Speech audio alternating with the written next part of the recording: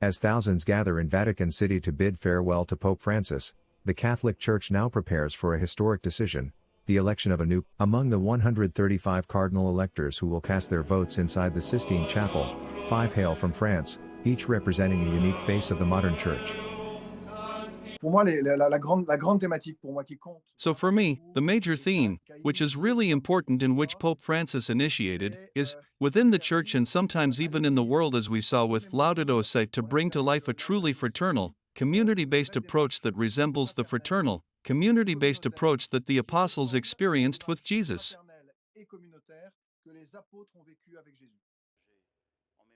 Jean-Marc Aveline, the Archbishop of Marseille, has emerged as a widely respected figure known for building interfaith bridges across the Mediterranean. Born in French Algeria, Aveline founded a university to educate future priests and led dialogues on peace, earning Pope Francis admiration during his 2023 visit to Marseille. Bishop Emmanuel Gaubilliard calls him one of France's best teaching bishops. What surprises me a lot about Jean-Marc is that he is first of all a teacher and has become a pastor. He's one of the best teaching bishops in France. Today, he is not only a university professor, he is the founder of a university.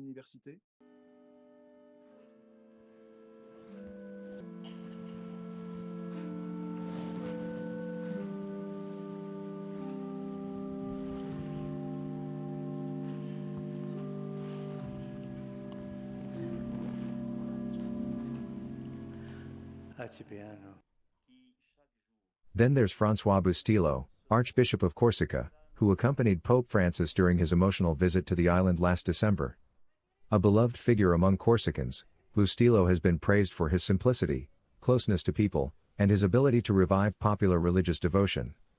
Gaubilliard describes him as a true pastor, someone who lives among his flock and carries forward Pope Francis' vision of a humble, people-first church.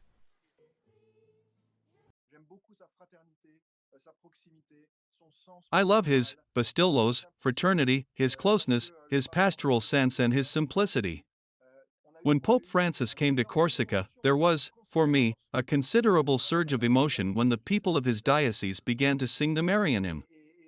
And I think François Bustillo has the art of reawakening this popular devotion that unites people. Per tutto il Medio Oriente, pace nel mio amar, martoriato.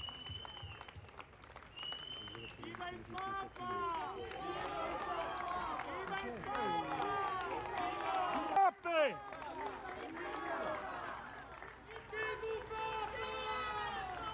Piano, amico.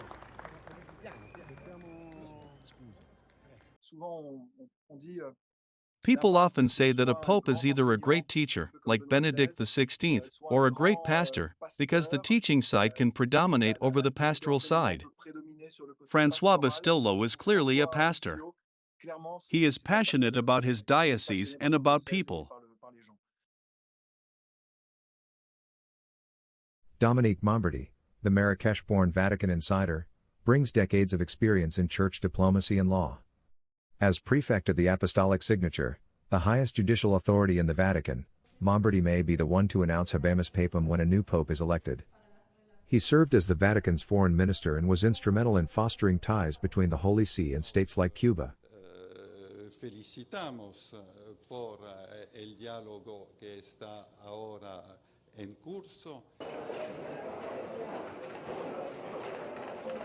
Será la próxima.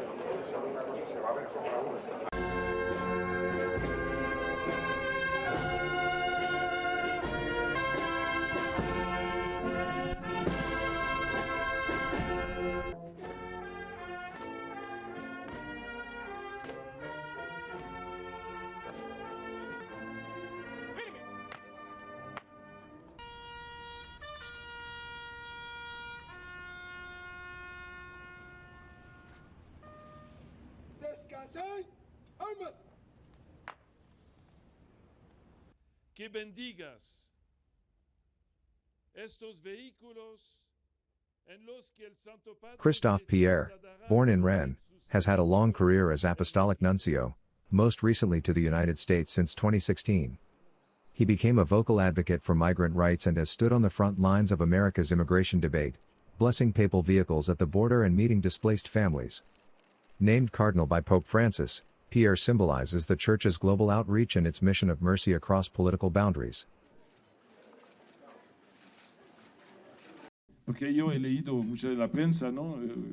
Est-ce que il Papa va risolvere il problema della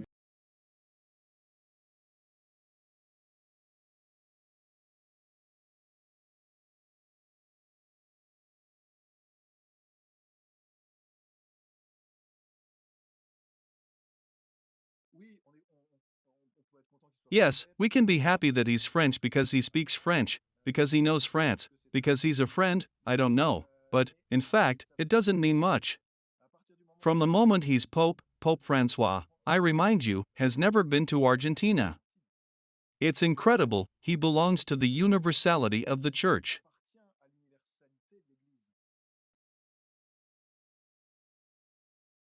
Lastly, Philippe Barbarin, the former Archbishop of Lyon, enters the conclave with a more complex legacy. Once a rising star in the French clergy, Barbarin's name was marred by a sex abuse cover-up trial that shook the foundations of the French Church.